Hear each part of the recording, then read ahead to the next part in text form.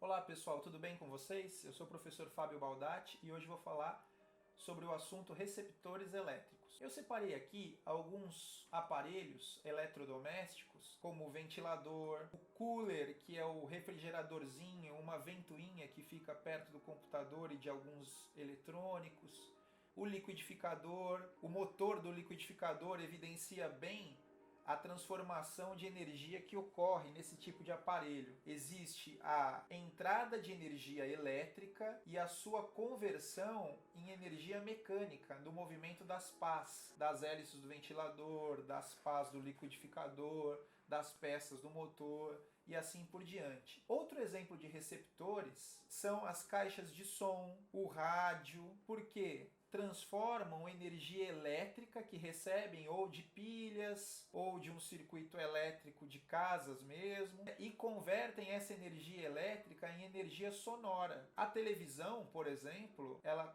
converte essa energia elétrica em som e luz para formar as imagens.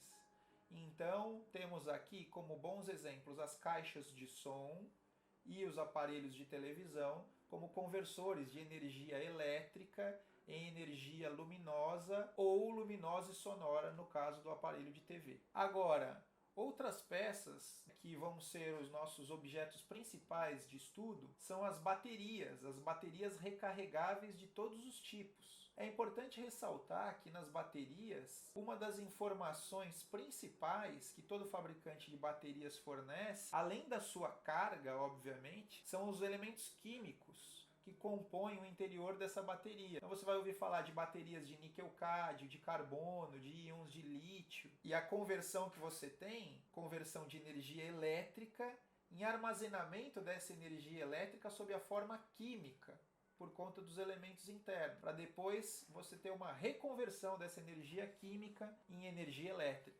Mas é importante notar aqui que a função de um receptor converter energia elétrica em outra forma de energia que não exclusivamente a térmica. Hoje em dia, a tendência da indústria automobilística é usar os carros com motores híbridos, com 2 motores, um motor a combustão e um motor elétrico. Nessa figura, a gente tem um dos carros mais famosos aqui no Brasil que se utiliza desse princípio. Então você vê na parte traseira do carro o conjunto de baterias, que é o motor elétrico. Esse motor ele é alimentado pelo motor a combustão, que fica na parte da frente. O motor a combustão, por conta do movimento de suas peças e do atrito das suas peças, gera uma eletricidade estática que vai ser transmitida para esse conjunto de baterias. Esse conjunto de baterias, quando for solicitado, vai retroalimentar o motor a combustão. E esse carro alcança uma boa eficiência graças a uma parceria da tecnologia, dos estudos de engenheiros, e hoje em dia a BMW fez uma parceria com a Toyota para descobrir a melhor eficiência das baterias e quais seriam os elementos químicos que apresentariam melhor eficácia, tanto na absorção quanto na reconversão dessa energia.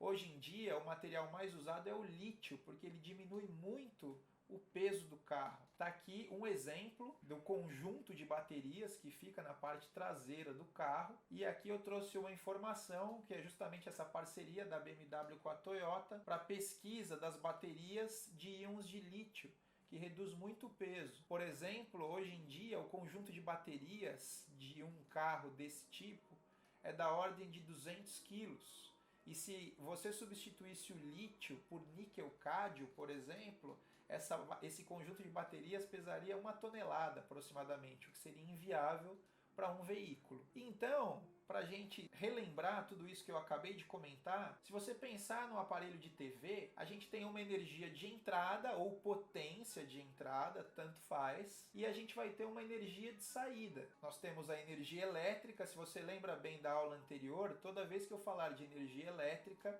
nós vamos relembrar que existe alguma relação com a tensão. E eu tenho a conversão naquilo que a gente vai chamar de potência ou energia de saída, que é aquilo que eu utilizo. No caso de uma televisão, a gente utiliza a energia sonora e luminosa para assistir os programas e escutar o áudio dos vídeos e tudo mais. Mas essa conversão, turma, sempre tem uma energia dissipada, nem que seja pequena energia, mas a gente tem alguma parte dissipada, principalmente sob a forma de calor. Agora, os motores, pessoal, como os motores do ventilador, do liquidificador e outros motores que fazem uso do movimento circular das pás ou das hélices, eles convertem a energia elétrica, então você tem como potência de entrada ou energia de entrada, tanto faz, a energia elétrica, e toda vez que a gente está falando de energia elétrica, você tem que relembrar daquela relação com a tensão, com a diferença de potencial, fazem a conversão para a energia mecânica do movimento das pás,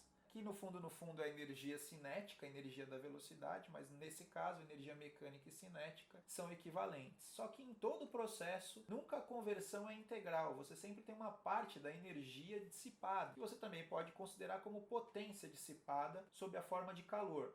No caso dos motores, essa quantidade é bem significativa. Pensando no nosso próximo exemplo, vai ser aquele que a gente tem que ter maior cuidado e maior atenção, porque é o exemplo mais cobrado no vestibular. O caso das pilhas e baterias recarregáveis é muito importante para o nosso estudo. As baterias recarregáveis, elas têm como potência de entrada, ou energia de entrada, a energia elétrica, como todos os anteriores, turma. Só que no caso das baterias recarregáveis, elas pegam essa energia elétrica e armazenam sob a forma química, potencial químico. Então você tem como energia útil, agora tanto melhor, tanto mais útil será a bateria, aquela que conseguir aproveitar de melhor forma a energia elétrica e acumular e fazer essa conversão para energia química. Então, nesse caso, a referência importante com a energia química é a força.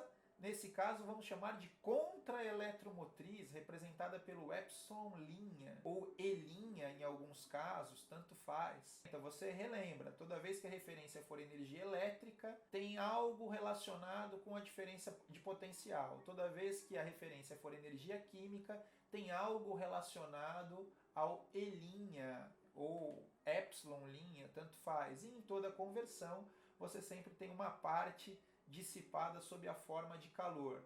No caso das baterias recarregáveis, você consegue perceber no seu celular. Tanto quando você está falando numa ligação e a bateria funciona como gerador, o aparelho esquenta.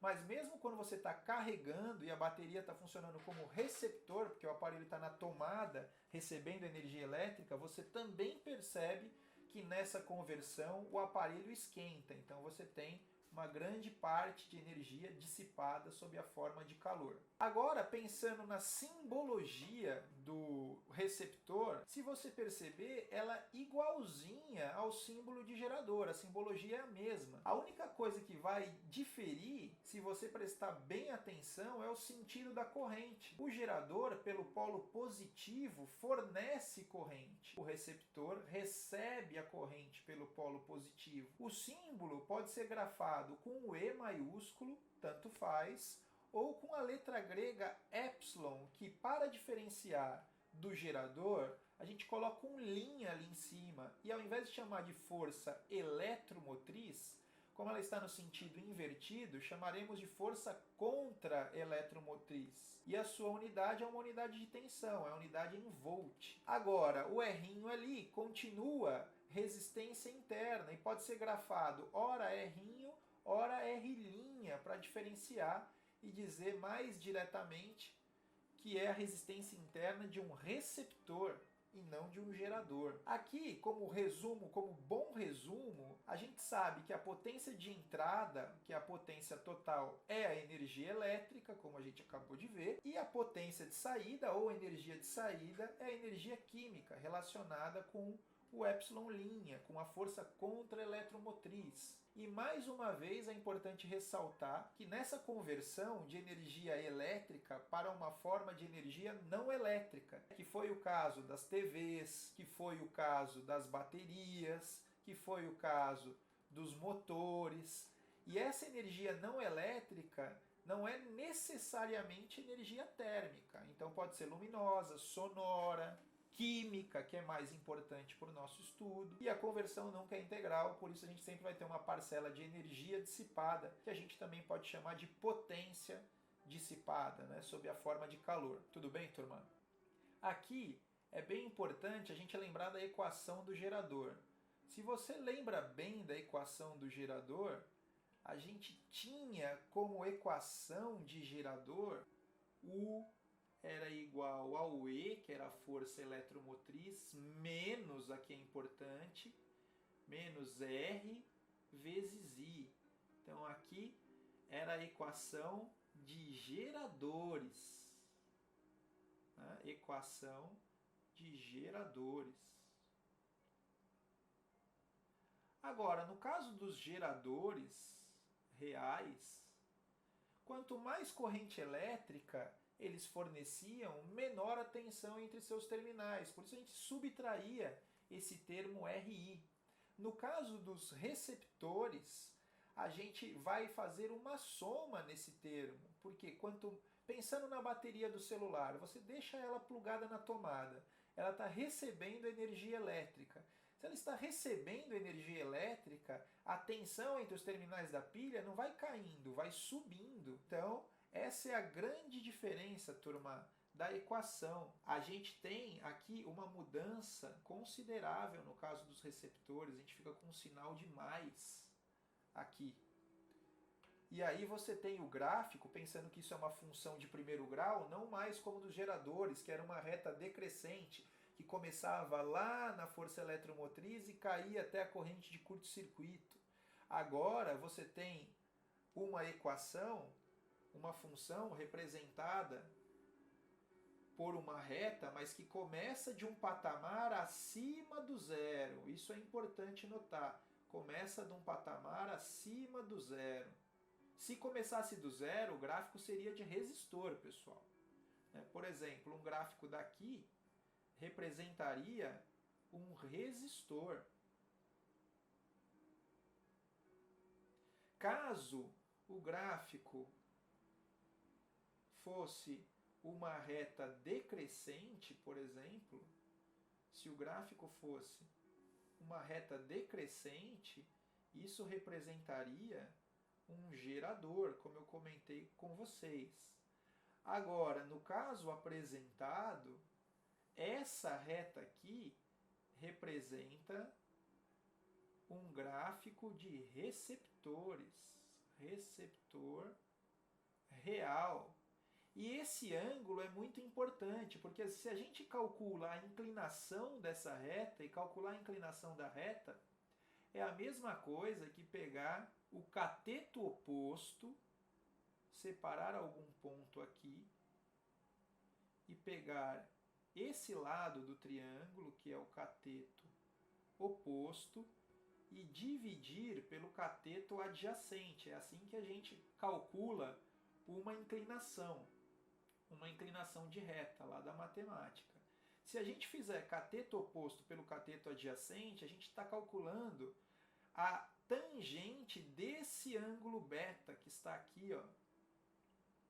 Então, a tangente de beta é numericamente igual à resistência interna do receptor, pessoal. Aqui um truque muito importante se o enunciado pedir para que a gente calcule a resistência interna. Tudo bem? Bom, agora a gente vai lembrar de uma técnica para analisar dois circuitos bem famosos do vestibular. Um deles é o circuito gerador-receptor, que você tem ele representado nessa figura, que nada mais é do que uma pilha que fornece corrente, tanto é que a corrente sai do polo positivo. É isso que vai diferenciar o gerador do receptor. Então, aqui você tem a corrente Izinho. Agora, do outro lado, na outra ramificação, turma, você tem outra pilha, só que essa segunda pilha, que está aqui com o seu polo positivo, é uma pilha recarregável, ela está recebendo a corrente. Então, ela é o nosso receptor. Por isso, circuito gerador-receptor, certo? No caso, aqui, como é que eu sei quem é gerador, quem é receptor? Eu vou saber porque quem manda no circuito é sempre quem tem o maior E ou maior epsilon, tanto faz. Esse vai mandar no circuito e vai definir o sentido da corrente.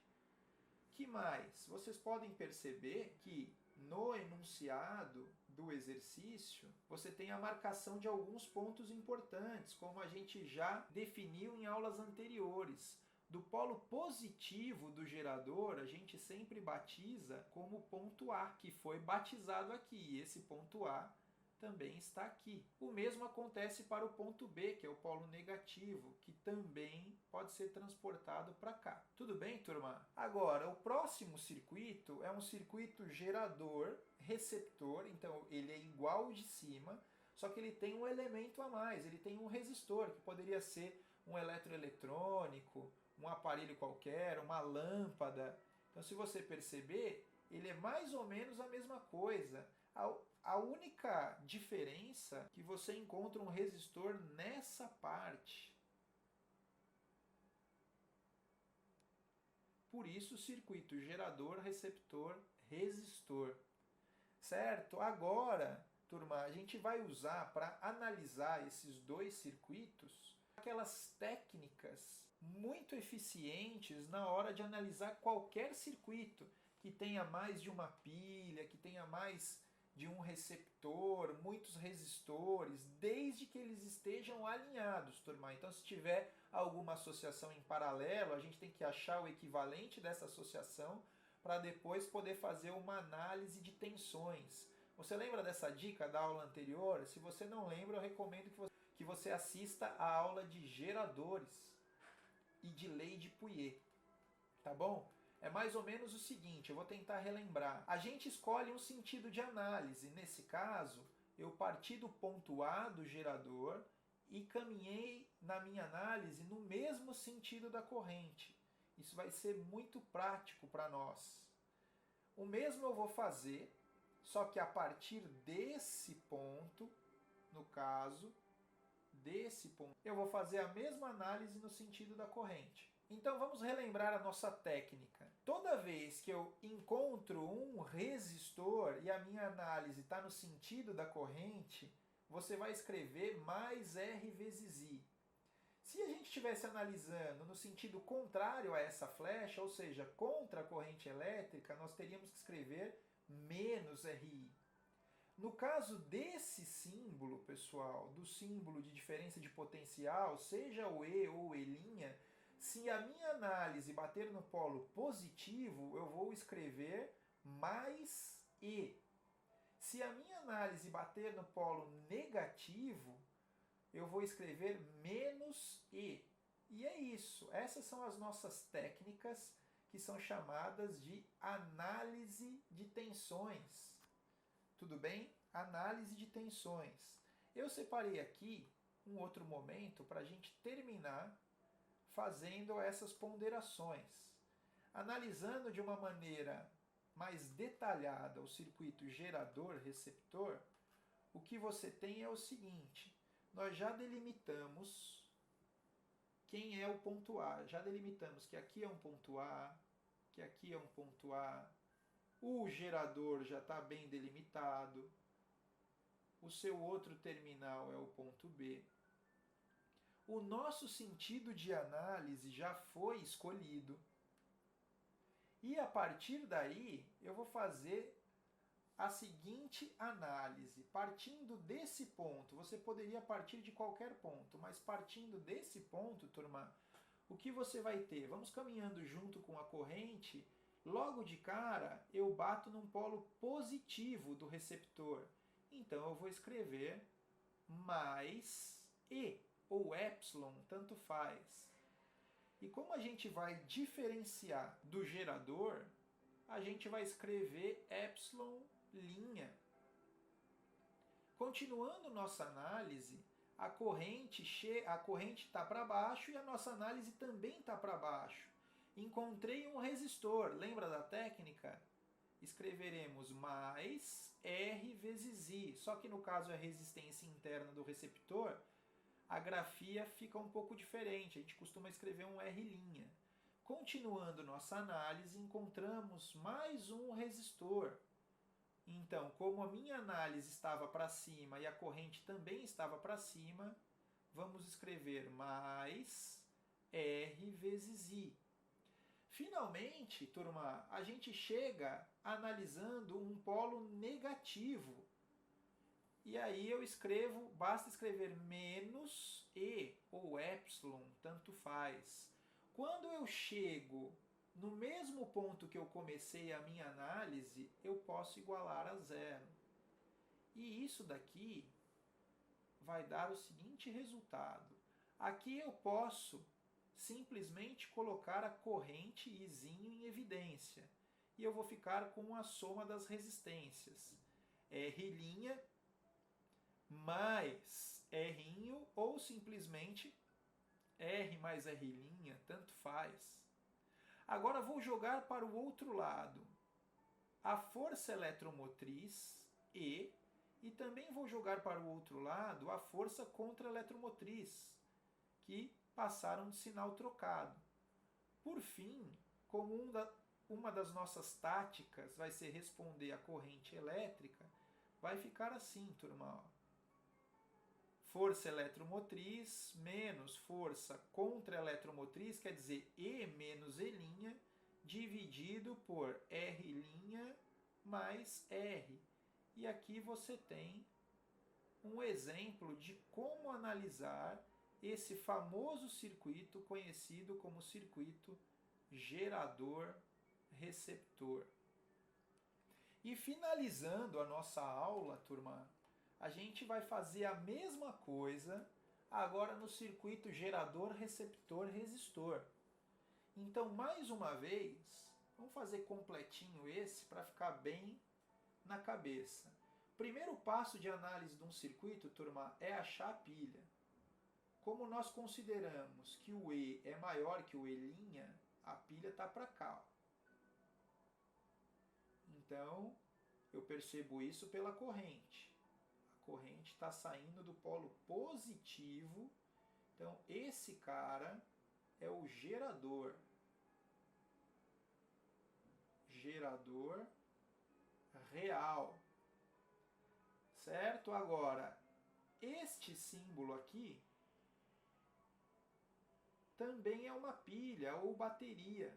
Só que nesse caso, você repara que a corrente entra pelo polo positivo. Aqui está a corrente. E a corrente, Izinho, entra pelo polo positivo. Isso define um receptor real. Certo, turma? Os pontos, né, a própria figura já batizou.